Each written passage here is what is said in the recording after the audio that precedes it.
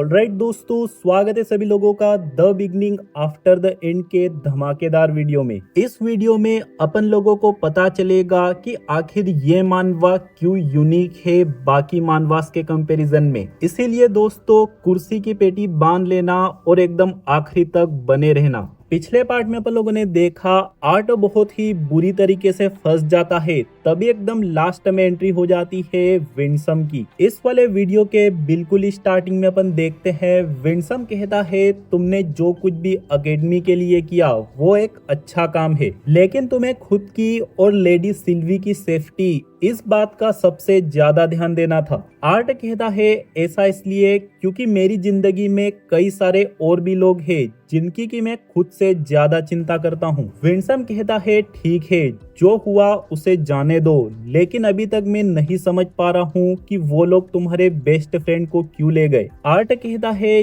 ये तो मैं भी नहीं जानता, लेकिन एलिजा को बचाने के लिए जल्द ही मुझे कोई रास्ता ढूंढना होगा। विंसम कहता है तुम ऐसा नहीं कर पाओगे क्योंकि हमारी खबर से पता चला है कि वो लोग तुम्हारे दोस्त को उनके कॉन्टिनेंट एलेक्रिया पर ले जा चुके हैं। तुम तो खुद को इस जगह से भी नहीं निकाल पा रहे हो। एलेक्रिया जाना तुम्हारे लिए सुसाइड मिशन जैसा होगा। आर्ट बहुत ही सीरियस होकर बैठ जाता है और कहता है अगर ऐसी बात है तो मुझे बताओ कि मुझे क्या करना चाहिए। काउंसिल के ज्यादातर लोग व्रिट्रा क्लैन से मिल चुके हैं, इसी कारण से मेरे पास ऑप्शन भी नहीं बचे हैं। मैं लांसेस से बचते हुए अपनी फैमिली के साथ भाग भी नहीं सकता क्योंकि वो लोग मेरे माना को ट्रैक कर सकते हैं। ऐसा कहते हुए आर्थर को काफी गुस्सा आने लग जाता है, लेकिन तभी अपन देखते हैं भाई साहब यहाँ पर बेरन आ जाता है। बेरन एक सीरियस आवाज के साथ विंसम से पूछता है आखिर तुम हो कौन और यहाँ पर अंदर कैसे आ गए। जैसे ही बेरन को पता चलता है कि विंसम उसी बंदे के साथ है जिसने कि अभी अभी ग्रे सैंडर्स को जान से मारा है, फटाक से बेरन विंसम के ऊपर एक पावरफुल हमला कर देता है, लेकिन विंसम बहुत ही आसानी से बच जाता है। और सिर्फ इतना ही नहीं, विंसम बेरन को चाइल्ड कहता है और ऐसा सुनकर बेरन को और भी गुस्सा आ जाता है। जैसे ही बेरन दूसरा अटैक करता है, अपन देखते हैं विंसम बिना हाथ लगाए ही बेरन को जमीन से लगा देता है, जहां पर बेरन कुछ भी नहीं कर पा रहा होता। इतने में ही यहाँ पर वेरे की भी एंट्री हो जाती है, जो कि बेरन से कहती है शांत हो जाओ, जिससे तुम लड़ने की कोशिश कर रहे हो वो कोई आम इंसान नहीं है, वो एक डीईटी है। वेरे विंसम से कहती है जो कुछ भी हुआ प्लीज हमें माफ कर दीजिए और हमारे किंग आपसे मिलना चाहते हैं। झुक के रहना पड़ेगा मेरे आगे, क्योंकि मैं अपने में खुद हीरो हूँ। इसी के साथ आर्ट और विंसम चले जाते हैं काउंसिल के पास, जहां पर कि वो नया असुरा भी मौजूद होता है जिसने भैंसा भैंस को मारा है। असुरा कहता है जो भी मुझे नहीं जानते हैं मेरा नाम एल्डिर है और मैं आप लोगों से सरल भाषा में कुछ कहना चाहता हूँ। हम यहाँ पर इसलिए आए हैं ताकि व्रिट्रा क्लैन के खिलाफ होने वाली वॉर में आप लेसर बींग्स टिक पाओ। काउंसिल के जो भी लोग व्रिट्रा से मिले हुए थे मैं उन लोगों को खत्म कर चुका हूँ और सभी अननेसेसरी डिसीजंस को हटा दिया गया है। अपन लोग ह्यूमन किंग और क्वीन का चेहरा देखते हैं, ऑब्वियस सी बात है ये दोनों बुरे नहीं है, इसी कारण से इन लोगों को रिग्रेट हो रहा होता है जो कुछ भी इन लोगों ने किया। ह्यूमन किंग कहते हैं यूअर मेजेस्टीज, क्या मैं कुछ कह सकता हूँ? आप असुरास इतने ज्यादा ताकतवर है तो आप खुद ही व्रिट्रा को खत्म क्यों नहीं कर देते? एल्डिर कहते हैं ये कॉम्प्लिकेट बात है। व्रिट्रा के अंडर में जो 3 क्लैंस मिली हुई है वो पहले असुरा हुआ करती थी। अगर हम असुरास के बीच में इतने बड़े लेवल पे फाइट होगी तो ऐसे में पूरी दुनिया ही तबाह हो जाएगी। इसीलिए हम दोनों साइड के असुरा ने ट्रीटी को बनाया है, जिस कारण से हम हायर बीइंग्स डायरेक्टली इस लड़ाई के अंदर पार्टिसिपेट नहीं कर सकते। इतने में आर्ट कहता है एक मिनट रुकिए जरा, तो जो आपने ग्रे सैंडर्स को खुद से मारा है क्या ये बात उस बात के खिलाफ नहीं है? विंसम कहता है नहीं, इतनी सी बात को लेकर हड़बड़ाहट में वो लोग ट्रीटी को ब्रेक नहीं करेंगे। इतने में आर्ट को लांस एलिया की याद आ जाती है और गुस्सा करते हुए कहता है आखिर वो ब्लैक होन वाले डीमंस हमला क्यों कर रहे हैं, उन्हीं के कारण से लांस एलिया मारी गई। ऐसा सुनते ही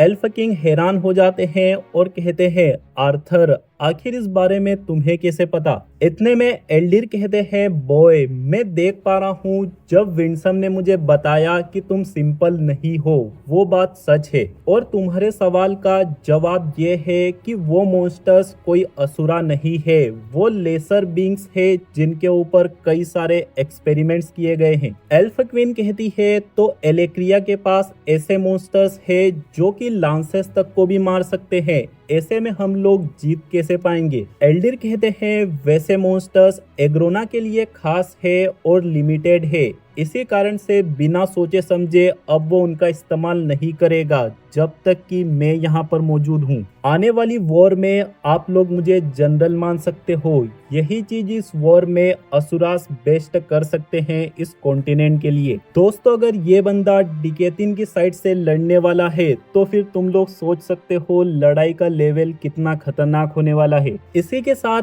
अगले सीन में अपन देखते हैं विंसम आर्ट को बाहर ले आता है और कहता है अब टाइम आ चुका है तुम्हें अपनी फैमिली को गुड बाय करना होगा, क्योंकि मैं तुम्हें और लेडी सिल्वी को असुरास के होमलैंड इफेटस में ले जाने वाला हूँ। तुम्हारी ट्रेनिंग को शुरू करना होगा इफेटस में। ऐसा सुनकर आर्ट रुक जाता है और हैरान हो जाता है। अगले सीन में अपन देखते हैं ये दोनों जंगल में होते हैं और रीनिया के घर के पास पहुंचने में होते हैं। तभी विंसम कहता है मुझे बताओ जब मैं इफेटस और ग्रेट 8 के बारे में तुम्हें बता रहा था तब तुम ध्यान से सुन रहे थे या नहीं। आर्ट कहता है हाँ तुमने बताया था कि इफेटस में असुरास की टोटल 8 प्रजातियां हैं। हर एक प्रजाति की कई सारी क्लेन्स है, लेकिन उनमें से सिर्फ एक क्लेन को ही सबसे ऊपर माना जाता है जो कि टोटल हाई 8 प्रजातियां होती है। दोस्तों बहुत ही सिंपल कॉन्सेप्ट है। इफेटस में 8 तरीके के असुरा मौजूद है। 8 तरह के असुरास के अंदर कई सारी क्लेन्स आती है और उनमें से भी 8 बेस्ट क्लेन्स है जो कि टॉप पर है। अब दोस्तों व्रेट्रा भी एक क्लेन है जो कि बेसिलिक रेस से आती है और बेसिलिक रेस भी जरूर से असुरा की प्रजाति है। आर्ट कहता है मैं एक बात अभी भी नहीं समझ पा रहा हूँ, आखिर सिल्विया इन सब में कैसे पड़ गई और डिकेतिन कैसे पहुंच गई। ऐसा सुनकर विंसम सीरियस हो जाता है और कहता है आर्थर जो मैं तुम्हें बताने वाला हूँ वो तुम तक ही रहना चाहिए। यह एक ऐसी बात है जो कि इंड्रेथ क्लैन में भी कुछ खास लोगों को ही पता है। उस टाइम पर लेडी सिल्विया ने एक बेस्ट टीम के साथ ट्रेवल किया था एग्रोना को हराने के लिए। इस काम में खतरा बहुत ही ज्यादा था, इसी कारण से लॉर्ड एंड्रेथ ने लेडी सिल्विया को मना कर दिया था, लेकिन फिर भी लेडी सिल्विया धोखे से चली गई। इसके बाद में वो पकड़ी कैसे गई और आखिर वो हम लोगों से भी क्यों छुप रही थी, इस बारे में मुझे खुद नहीं पता। आर्ट कहता है अच्छा फिर उन असुरास के साथ क्या हुआ जो कि सिल्विया के साथ गए थे एग्रोना को हराने के लिए। विंसम सीरियस होकर कहता है वहां पर ऐसा कुछ हुआ जिसकी कि किसी ने भी उम्मीद नहीं की थी। एग्रोना पहले से ही एक बड़ी टीम के साथ इंतजार कर रहा था और उसकी टीम में वैसे मॉन्स्टर्स भी मौजूद थे जो कि ब्रीडिंग करके तैयार किए गए थे। इफेटस से जितने भी लोग गए थे वो या तो पकड़े गए या फिर मारे गए। लड़ाई के बाद खुद एग्रोना लॉर्ड एंड्रेथ के सामने गया और उन्हें खबर दी कि लेडी सिल्विया मारी जा चुकी है। लॉर्ड एंड्रेथ पूरी तरीके से तैयार हो गए थे वॉर करने के लिए, लेकिन बाकी क्लेंस के कारण से ट्रीटी साइन करनी पड़ी, क्योंकि अगर हम सभी लोग साथ मिलकर बेसिलिस का सामना करते तो ऐसे में बेकसूर लोगों को भी बहुत ही ज्यादा समस्या आती। कुछ लोगों की गलती की सजा पूरी की पूरी रेस को नहीं मिलनी चाहिए, इसी कारण से आज ये टाइम आ चुका है। विंसम से ये सारी बातें सुनकर आर्ट के मन में एक डाउट आता है, जिससे कि वो सार्केस्टिक तरीके से पूछता है क्या असुरा मेरा इस्तेमाल कर रहे हैं इस बैटलफील्ड में। विंसम कहता है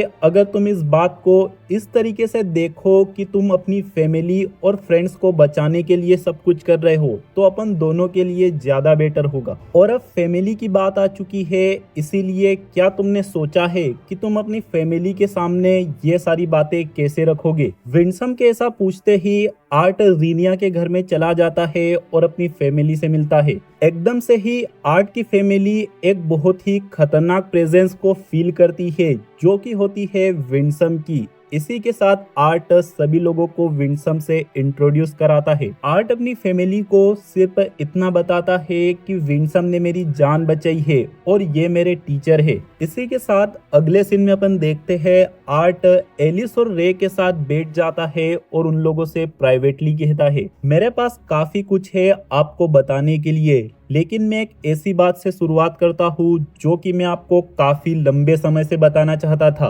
इनफैक्ट तब से जब से कि मैं इस वर्ल्ड में आया था। ऐसा सुनकर एलिस हैरान हो जाती है और कहती है, आखिर ये क्या कह रहे हो तुम? आर्ट कहता है, मेरी बात का विश्वास कीजिएगा, जब से मैं इस दुनिया में आया हूँ मेरा ट्रांसपोर्टेशन हुआ है, मतलब कि रीबॉर्न। न जाने किस कारण से, लेकिन मैं अपनी दुनिया से इस दुनिया में लाया गया हूँ। ऐसा सुनते ही एलिस काफी घबरा जाती है और कहती है, आर्थर आखिर तुम ये कैसी बातें कर रहे हो? क्या तुम्हें कुछ हो गया है? अपन देखते हैं रे सिचुएशन को बेटर तरीके से समझ पा रहा होता है, इसी कारण से कहता है वो जो भी कह रहा है उसे कहने दो। जैसे ही आर्ट अपनी साइड की सारी स्टोरी सुना देता है, एलिस के हाथ पैर कांपने लग जाते हैं और वो कुछ भी नहीं समझ पा रही होती। रे अपने आप को संभालते हुए बीच बीच में कुछ बेसिक क्वेश्चंस पूछ रहा होता है, लेकिन तभी एलिस हंसने लग जाती है, बहुत ही ज्यादा रोते हुए। एलिस कहती है, मैं सब कुछ समझ चुकी हूँ, ये एक जोक है ना? तुमने तो बहुत अच्छे से हमें फंसा लिया। आर्थर, जो कुछ भी तुमने कहा ये एक बुरा मजाक है ना? आर्थर जवाब देता है, नहीं, ये कोई भी मजाक नहीं है। ऐसा सुनते ही एलिस के दिमाग में पूरी की पूरी मेमोरीज घूम जाती है और वो कुछ भी एक्सेप्ट नहीं कर पा रही होती। एलिस बहुत ही ज्यादा रोने लग जाती है और आर्थर इन दोनों को छोड़कर बाहर चला जाता है। तभी अगले सीन में अपन देखते हैं रे बाहर आता है और एली से कहता है एलिस के पास जाने के लिए। तभी एली जाते हुए आर्ट को गले लगाती है। एली कहती है, ब्रदर, अगर तुम कहीं पर भी जाते हो तो तुम्हारा जाना तो मैं नहीं रोक सकती, लेकिन एक बात का हमेशा ध्यान रखना कि लौटकर वापस आना कभी मत भूलना। अगले सीन में अपन देखते हैं थोड़ी देर बाद रे और आर्ट साथ में चल रहे होते हैं। तभी रे कहता है, तुम्हारी मदर को बहुत बड़ा झटका लगा है, लेकिन फिलहाल में वो सो रही है। तुमने जो कुछ बताया अब वो सब कुछ ही सेंस बना रहा है कि तुम इतना जल्दी अवेकन कैसे हो गए और तुम इतने अच्छे फाइटर कैसे हो। आर्ट रे की आवाज को फील कर पा रहा होता है, इसी कारण से आर्ट कहता है, क्या आप ठीक है? ऐसा सुनते ही एकदम से रे बहुत ही गुस्से में आ जाता है और चिल्लाकर कहता है, बिल्कुल भी नहीं। आर्थर या फिर ग्रे, जो भी तुम्हारा नाम है, तुम्हें क्या लगता है ये कोई छोटी मोटी न्यूज है? अपनी फैमिली की तरह जितनी भी मेमोरीज है सब कुछ ही फेक है। क्या तुम जानबूझकर नाटक करते थे उस तरीके का सन बनने की जैसा कि हम चाहते थे? मुझे तो ये भी नहीं पता कि अब तुम्हारे सामने बिहेव कैसे करूं। तुम सिर्फ 13 साल के हो, लेकिन टेक्निकली मुझसे भी ज्यादा बड़े हो। और तुम्हारी मदर का क्या, जिसने कि तुम्हें बच्चा समझकर तुम्हारी पूरी देखभाल की थी, उसे कैसा फील हो रहा होगा ये जानकर कि उसने एक मिडिल एज के इंसान को अपना दूध पिलाया था। ऐसा कहते हुए रे को बहुत गुस्सा आ जाता है और वो एक पावरफुल पंच मारता है दीवार पे, जिस कारण से रे के हाथ में भी चोट आ जाती है। रे आगे कहता है, क्या तुम हमारे बच्चे हो भी कि तुमने हमारे बच्चे की बॉडी पर कब्जा कर लिया है? ये सब कहते हुए रे को काफी दुख हो रहा होता है।